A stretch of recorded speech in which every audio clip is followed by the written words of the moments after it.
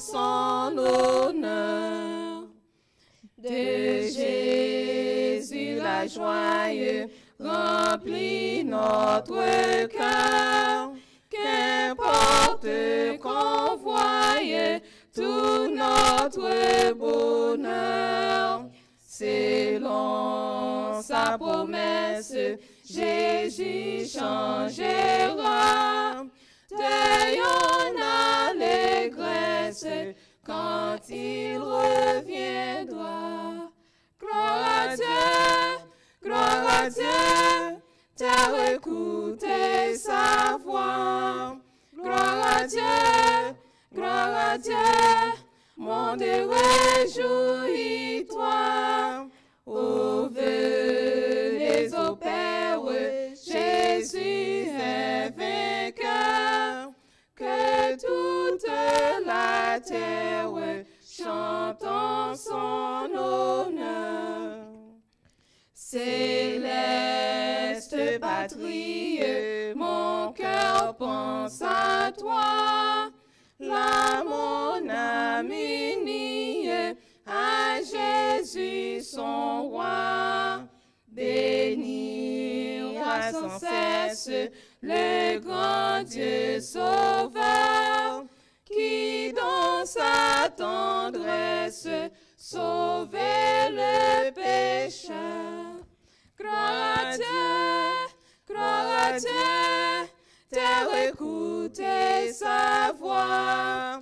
Gloire à Dieu, monde réjouis-toi. Ô venez au Père, Jésus est vainqueur. Que toute la terre chante en son honneur.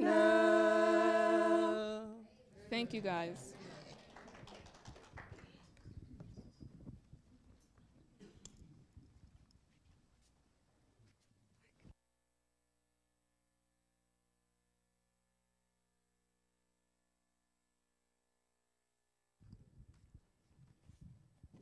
Good morning, church. Our scripture reading is found in Psalm 8, 4 through 6. And it reads this: What is mankind that you are mindful of them, human beings that you care for them? You have made them a little lower than angels, and crowned them with glory and honor. You made them rulers over the works of your hands. You put everything under their feet.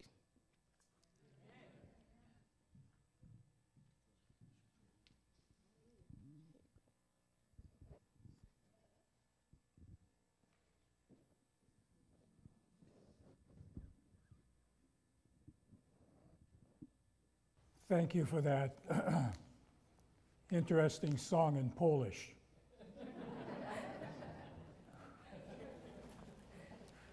No, I know it wasn't Polish. I know it wasn't French. It must have been Creole. It was French? And I took French in high school and I didn't hear one word that I knew.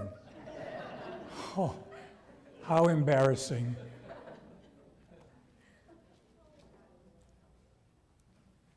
Okay, we have a problem. And you know what it is. I have to go back there and enter my password. I can't believe it.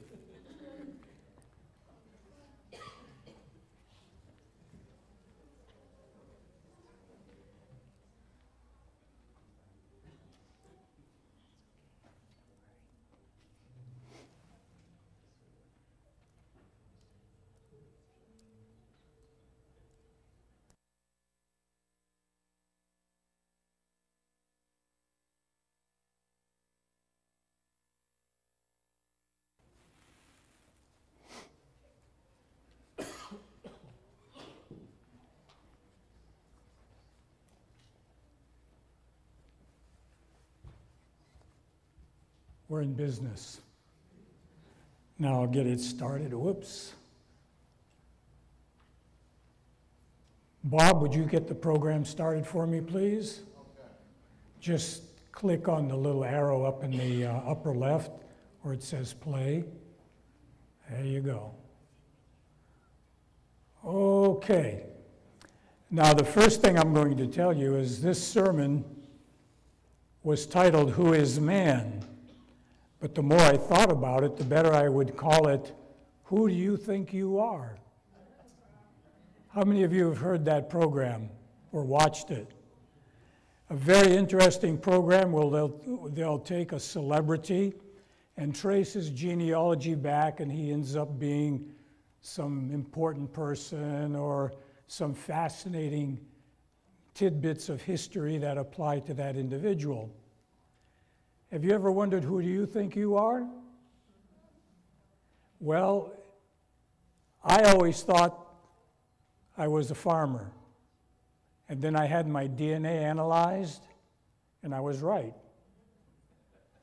My ancestry goes back to farmers. Guess where? All my ancestors were from Poland. And everybody I know had an SKI on the end of their name. Or they had some unpronounceable mass of letters that nobody could pronounce. But I was happy to have the name that I have.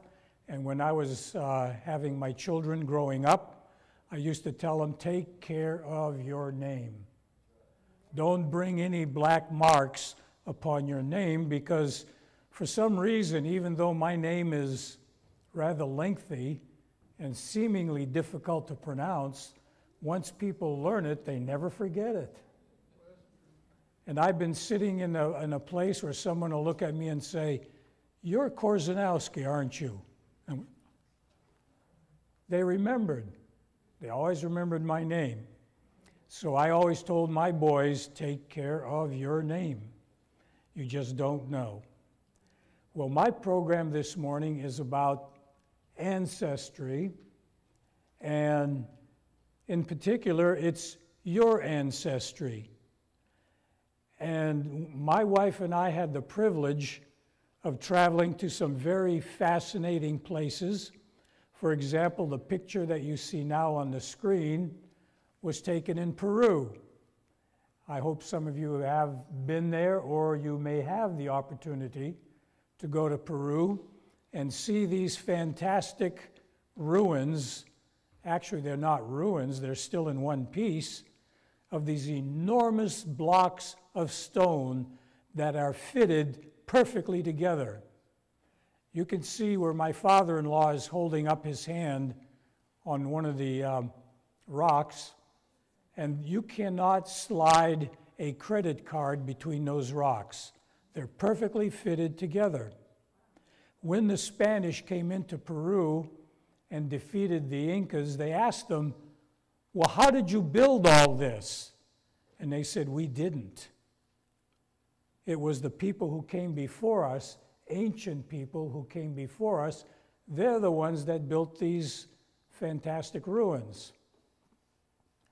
And they always referred to them as very sophisticated, very complex people, and they were anything but primitive, which goes contrary to what secular education teaches us today, that the earliest people were, kind of ignorant. But every time you go somewhere in the world, you find constructions that are absolutely unexplainable. For example, some of you may recognize these statues on Easter Island in the middle of the Pacific. Scholars who have gone there to examine these statues and talk to the people that live there, they'll tell you that they don't know. They don't know who put those statues up. And of course, nobody knows how they could move these enormous statues from where they were quarried to where they're located now. And by the way, they're only half visible. The other half of the statue is buried underground, and they're about, I think they said 17 stories tall. And nobody knows. How did they get those statues there? How did they bury them? So it's a real mystery of ancient man.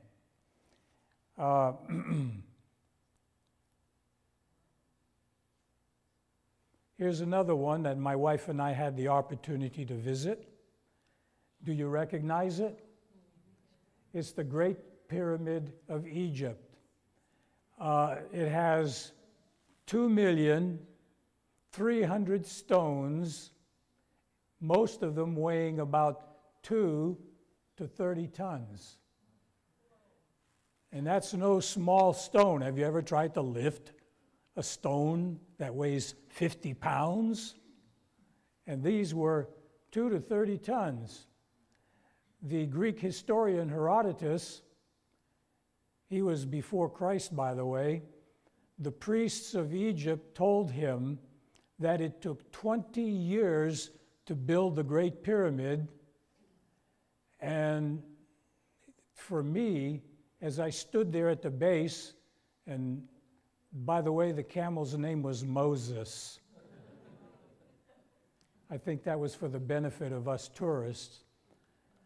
But they decided that if you were to take, and if 10 blocks per day were moved to the pyramid, it would have taken 250,000 days or 664 years to build just the Great Pyramid. That's awesome. And yet Herodotus said it was only 20 years they took to build the Great Pyramid.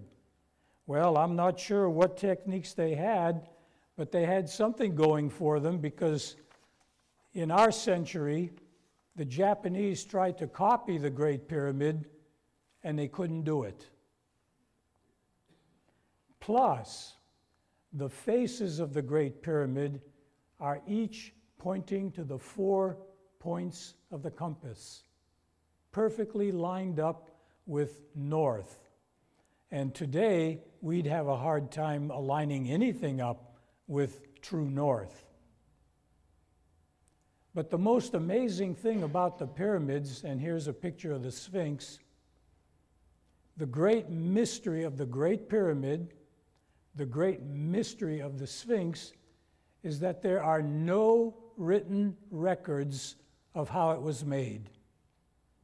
Now, of course, if you talk to Zahi Hawass, who used to be the supreme director of the Egyptian Council of Antiquities, of course, for him, it was the Egyptians that built it.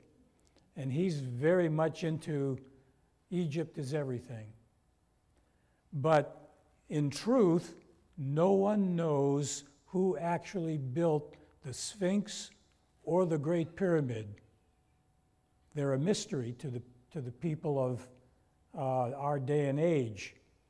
And trying to figure out how they moved all those rocks, how they carved the Sphinx, no one really knows.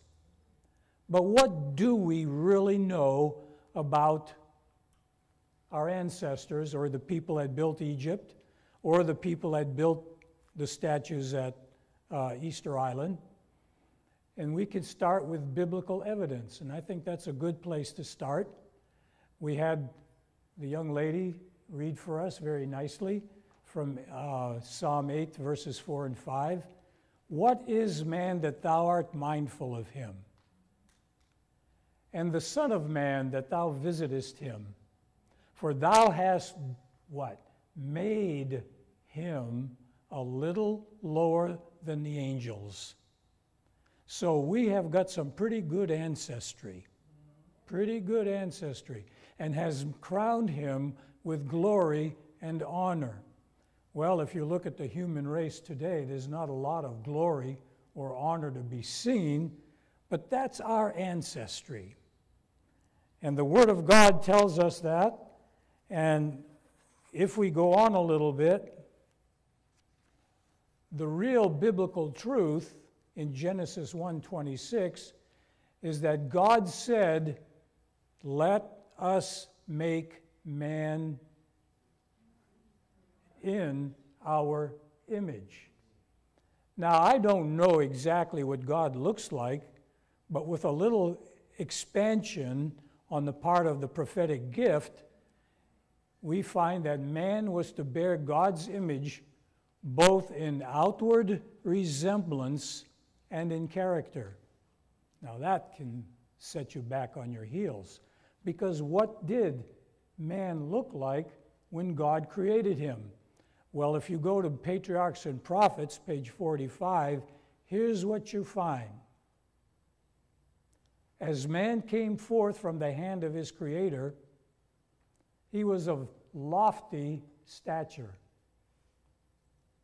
perfect symmetry. Boy, I could use a little of that. His countenance bore the ruddy tint of health. And some of you would like to have a little better health than you do right now. Isn't that right? I was so embarrassed. I went skiing a few weeks ago. And, in my mind, I was reminded of the good old days, swishing down the slopes. And my son Andy took me all the way up 11,000 feet there on the mountain. And I got on my skis and I looked down this beautiful trail. It had just snowed. The powder was just great. And I pushed off for 300 feet. And I fell. Of all things, I fell down backwards, make it worse. And I said, oh, this is so embarrassing. Fortunately, Andy was right next to me, so he helped his creaky old dad get back up on his feet. And I did another 300 feet and fell again. And by the time I got down about 700 or 800 feet, I had fallen 4 times. And I'll tell you, I would have appreciated the ruddy tint of health. I would have appreciated a lot more strength in my legs. I would have appreciated if I had spent more time working out before my wife and I went out to Utah. Thank you, thank you, thank you. I agree with you. But it goes on and it says that he glowed with the light of the life and joy. Sometimes people can use a lot of light and joy in their lives. We don't have a lot of that. Adam's height was much greater than that of men who inhabit the earth today. And I've read in some places where they estimate he was 12 feet tall. That's awesome. But when you go through a secular education, you are not taught that you were 12 feet tall, that you had the ruddy tint of health in your face, that you were intelligent. Rather, you look like these little guys right here. The secular world claims that ancient man was an ape-like creature. Isn't that right? When I was growing up, one of my favorite cartoons was the Flintstones. Have you heard of the Flintstones? Some of you are old enough. And even today, we have commercials by Geico. Have you seen them? And here's this guy walking along, and he looks at a sign, and it says, "It's so easy, a caveman could do it." And of course, the guy that looks like a caveman turns around, and he says, I hate that. So a caveman was supposed to be quite ignorant, as well as not very handsome or good looking.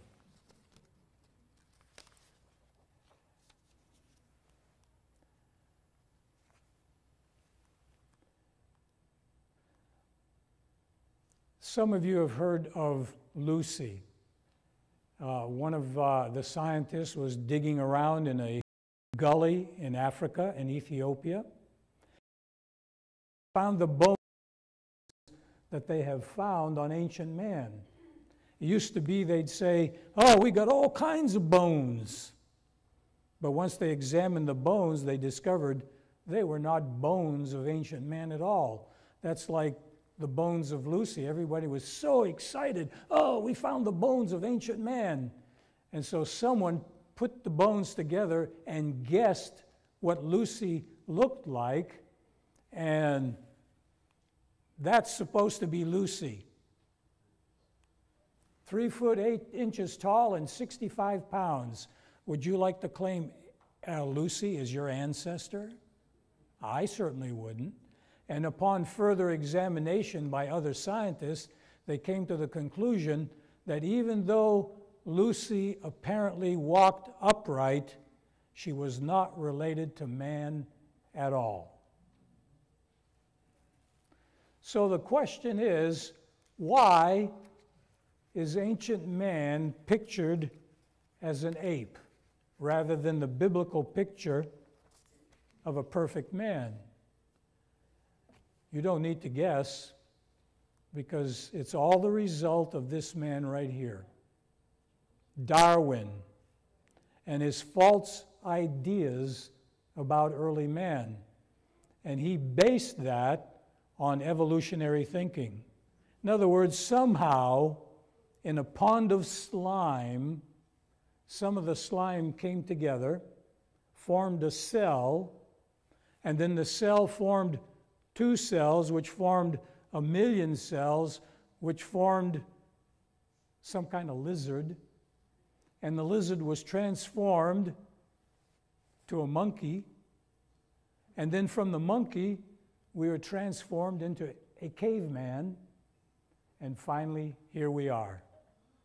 Wow, what a history. Although there's very little proof of that at all. What is the real truth on ancient man? Well, it's not exactly the best story of all. We read in the scriptures that God had to make a decision regarding early man. And I think you know from the picture what was happening. The text in Genesis 6:7 says, "The Lord said, I will blot out man whom I have created from the face of the land, from man to animals, to creeping things, and to birds of the sky. I am sorry that I have made them." Why was God sorry that he had made man? Because the scripture says that the thoughts of man's mind were evil continually. I can't imagine what that means. I can't imagine what it would be like that, let's say all of you were those kind of people, every one of you would be thinking evil thoughts all the time. And so finally God said, I have had it. I'm going to blot them all out. So what did he do? He sends an incredible catalysm of the flood. Genesis 7, beginning in verse 13, tells us that this flood was so immense, so powerful, that it covered all land around the entire globe. Now, scientists laugh at that. And yet, everywhere you look, you find huge sediments, deep sediments. There are sediments in Australia that are 500 feet deep. Can you imagine that? Tremendous flood. And there was no survivors except those people who were in the ark. Well, after the flood settled down and the Lord made the waters go away, shortly after the flood, Noah and his sons began to multiply upon the earth. And I'm not sure why he let those sons live, because shortly after the flood, what did they begin to do? Well, if you read in Genesis 10, it describes it this way. Cush, grandson of Noah, became the father of Nimrod, who became a mighty one in the earth. He was a mighty hunter before the Lord. Therefore it said, Nimrod, a mighty hunter before the Lord. And the beginning of his kingdom was Babel. Now, what do we know about Babel?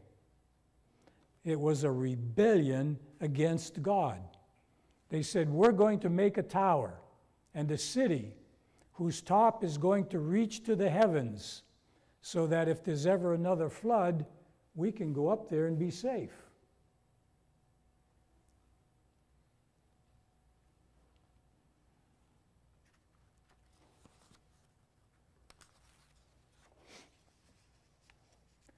Now, as I was reading about the men that lived shortly after the flood, some of whom were Noah, of course, and Abraham. Do you know that Noah was still alive in the days of Abraham?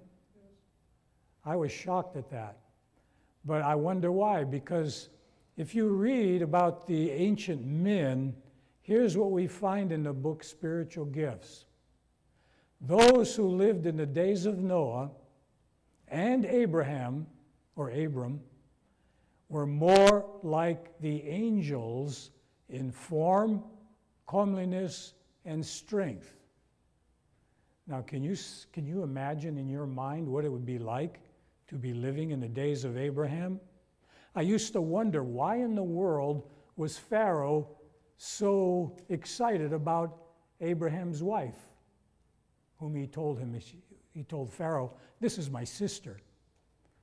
Well, I mean, she was about 99 years old, thereabouts, and I don't get very excited looking at a 99-year-old woman, do you?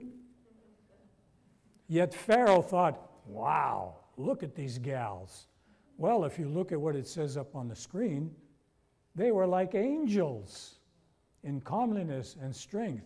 And so maybe Abraham's wife, 10 foot tall, good looking, strong, ruddy complexion. So she's 99 years old, so what? But the quotation goes on and says, every generation has been growing weaker. And so here we are today. I'm embarrassed. I know I'm weaker. I know I couldn't make it down the slope. I had to end up walking down. How embarrassing. But, well, that's the way it is in my generation.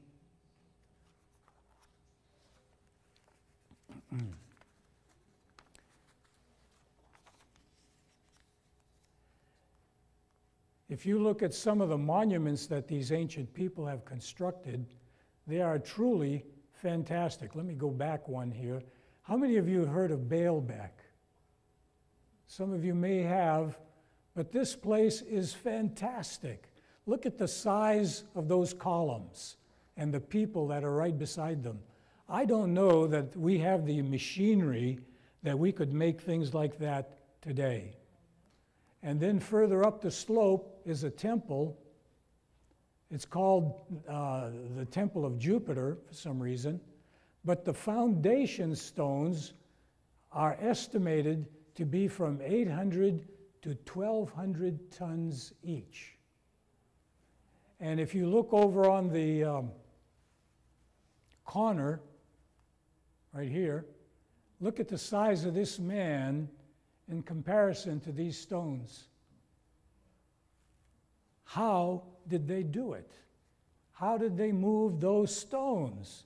We have no idea. Incidentally, people do not know who actually built this temple. The word is that the Romans did it, but the Romans didn't claim it. They just added a few stones up on top and made their own little temple. And down in the quarry where those stones came up from,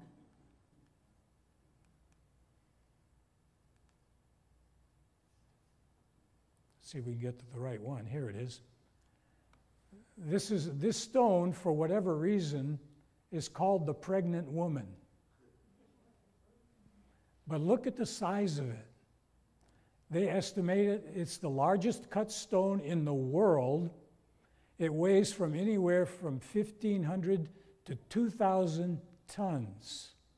And if you want to know how big it is, there's a guy that's standing at the base of it, right here. That's no small stone. And they were going to move it up the hill to that temple up on the hill, but something interrupted the people that were building it. Amazing. But I just imagined in my mind, how could people build such things? But again, from Patriarchs and Prophets, there were many giants, men of great stature and strength, renowned for wisdom, skillful in devising the most cunning and wonderful works. I don't know what cunning and wonderful works there may have been, but they certainly were able to cut these stones and move them large distances. Here's one some of you may have heard about, Stonehenge. My wife and I had the privilege of visiting Stonehenge, and I'll tell you, you look at that thing and you say, wow, look at those stones.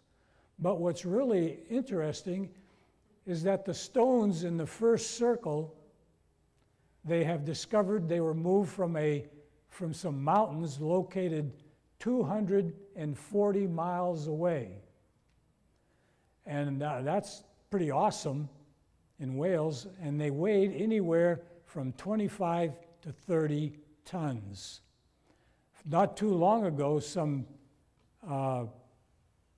professors from a college tried to move a block of cement approximately the same weight and to see how far they could move it, and they got as far as about 100 feet. But whoever moved these stones moved them roughly 240 miles. Amazing.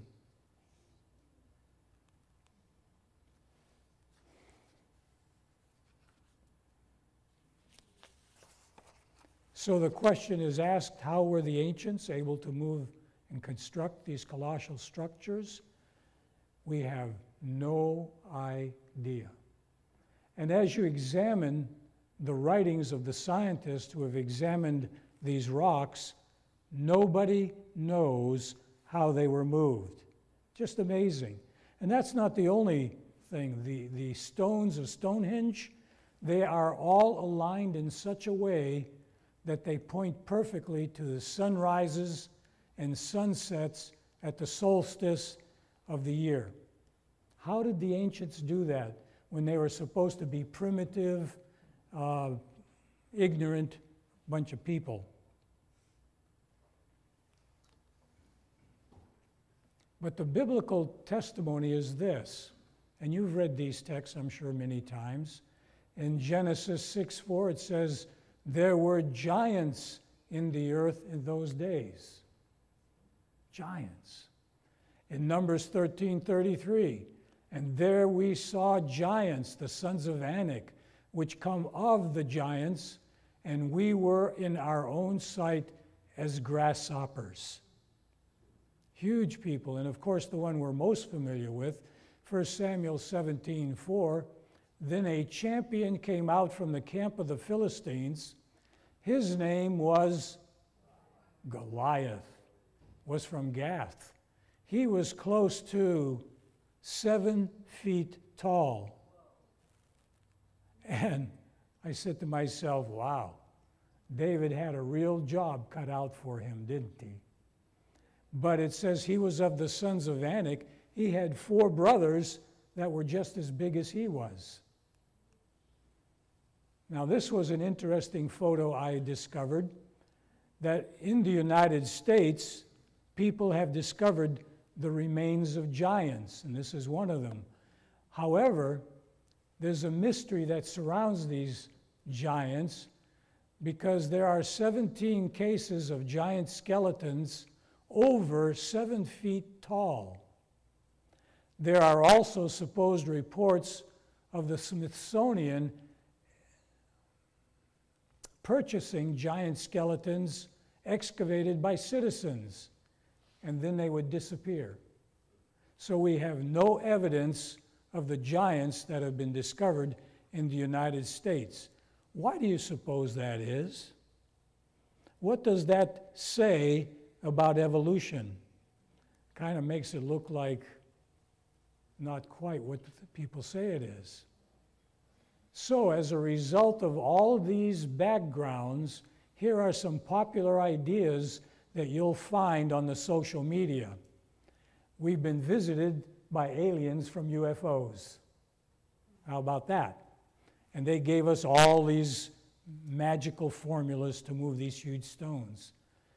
They helped create the megalith monuments, pyramids, Peruvian temples, Baalbek. They jump-started civilization on this earth. For example, where did the complex languages that the Egyptians used come from?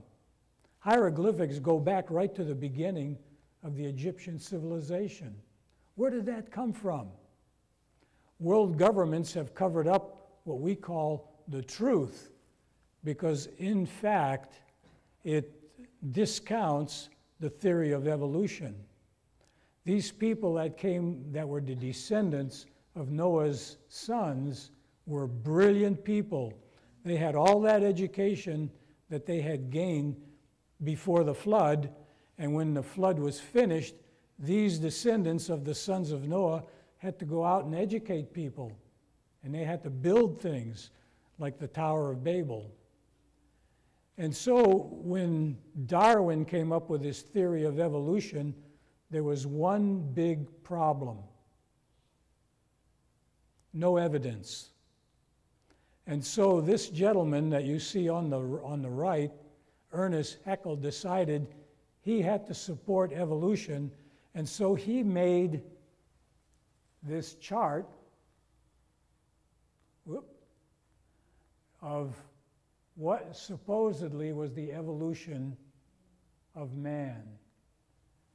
And apparently it was pretty effective because another young man, one of his students, called Eugene Dubois, was convinced by Haeckel's chart. And he wasn't the only one. There have been hundreds that have been convinced by the chart as well. So Dubois went out. I know it says Du Bois, but in French it's Dubois. Is that right? I hope. Dubois, Dubois, Dubois. Okay, I'm right. He went to Java to try and find some of these evidences of the evolution of man. And in 1891, he discovered this skull cap. 1892, he found another skull cap, a couple of femurs, and 2 teeth. Isn't that exciting? And so an artist got together with Dubois, and there's what the reconstructions of Dubois' discovery looked like. Well, they went a little bit further, and eventually they came up with this guy. And I looked at all that, and I said, they got all that from those few bones? Looked to me like they were drinking too much Java.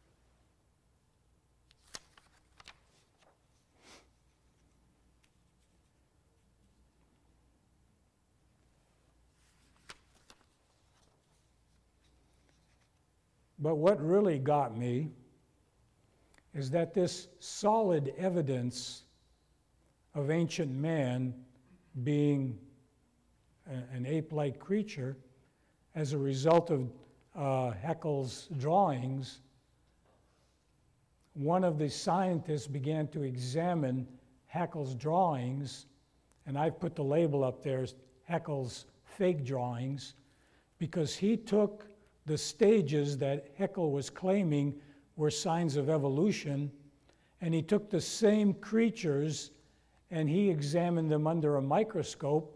The name was Michael Richardson. And in 1997, here were his photos of the actual embryos. Nothing like what Haeckel came up with. And so Richardson made this remark and I don't know if you can all read it, so I'll read it for you. But he said, "This is one of the worst cases of scientific fraud. It is shocking to find that somebody once thought was a great scientist was deliberately misleading. Makes me angry. What he did was to take a human embryo and copy it, pretending that the salamander, the pig, and all the others look the same at the same stage of development. They don't. These are fakes. He fraudulently changed the drawings made by other scientists of the human and dog embryos to increase the resemblance between them and to hide the similarities. Haeckel's German peers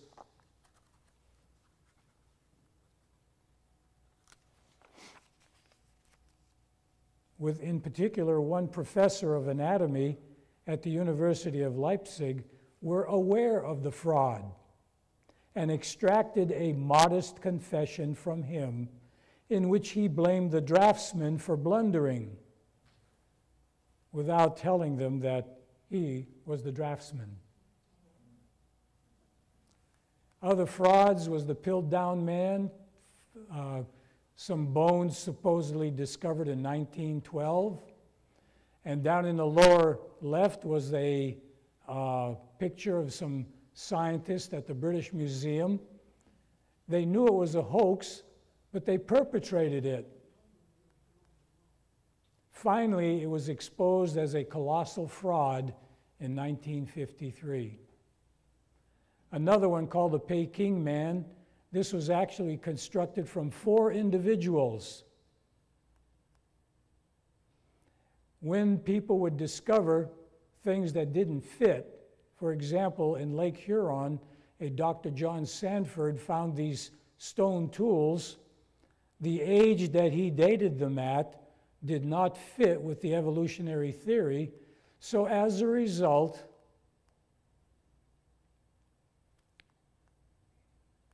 he was fired. Let's get him up here. He was fired and driven into exile. And if you look at the story of many people who have made discoveries that didn't fit with evolution, the same thing has happened. This scientist called Kevin Dunbar made this remark: "Experiments rarely tell us what we expect. That's the dirty secret of science." The problem with science, then, isn't that most experiments fail, it's that most failures are ignored. So we can say that the problem is Satan's influence. He, Satan, was a murderer from the beginning and does not uphold the truth because there is no truth in him. Whenever he lies, he speaks according to his own nature because he is a liar and the father of lies, John 8:44. Patriarchs and Prophets says, everything that was simple he shrouded in mystery and by artful perversion cast doubt upon the plainest statements of Jehovah. 2 Peter 3:10, but the day of the Lord will come like a thief, in which the heavens will pass away with a roar, and the elements will be destroyed with intense heat, and the earth and its works will be burned up. Since all these things are to be destroyed in this way, what sort of people ought you to be in holy conduct and godliness, looking for and hastening the coming of the day of God, on account of which the heavens will be destroyed by burning and the elements will burn with intense heat? What promise does God make to those of us that love and follow him? In 1 Corinthians 15:51-52, Paul says, I show you a mystery. We shall not all sleep, but we shall all be changed in a moment, in a twinkling of an eye, at the last trump. For the trumpet will sound, and the dead will be raised imperishable, and we shall be changed. I'm looking forward to that one. I don't know if they have ski slopes in heaven, but I think I'll be able to make it all the way down.